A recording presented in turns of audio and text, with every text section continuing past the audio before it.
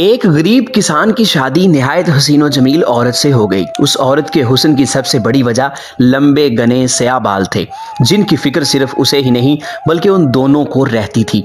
एक दिन किसान की बीवी ने अपने शौहर से कहा कि कल वापसी पर आते हुए रास्ते में दुकान से एक कंघी तो लेते आना, क्योंकि बालों को लंबे और घने रखने के लिए उन्हें बनाना संवारना बहुत जरूरी है। और फिर मैं कितने दिन हमसायों से कंघी मंगवाती रहूंगी। गरीब किसान ने अपनी बीवी से माजरत कर ली और बोला, बेगम मेरी तो अपनी घड़ी का स्ट्रैप काफी दिनों से टूटा हुआ है।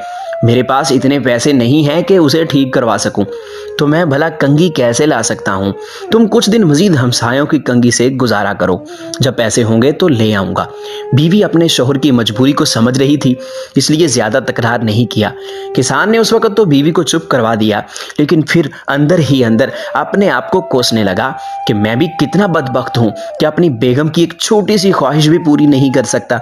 दूसरे दिन खेतों से वापसी पर किसान एक घड़ियों की दुकान पर गया और अपनी टूटी हुई घड़ी औने पौने दामों बेची और उससे मिलने वाले पैसों से एक अच्छी सी कंघी खरीदी और बड़ी राजदारी से छुपाकर घर की तरफ रवाना हुआ। उसने सोचा कि घर जाकर बीवी को सरप्राइज दूंगा तो वो बहुत खुश होगी।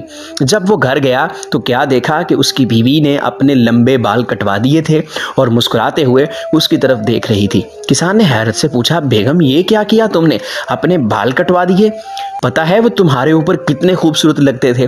बेगम बोली, मेरे सरताज, कल जब आपने कहा कि आपके पास घड़ी ठीक करवाने के पैसे भी नहीं हैं तो मैं बहुत अफसरदा हो गई।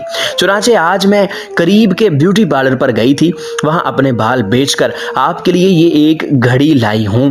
जब किसान ने उसे कंघी दिखाई तो फरते जज्बात में दोनों की आंखें नम हो गईं।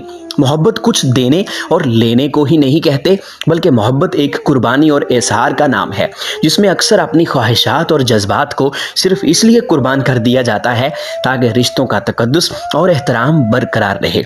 रब्बे ताला अमल की तौफीक अता फरमाए, आमीन।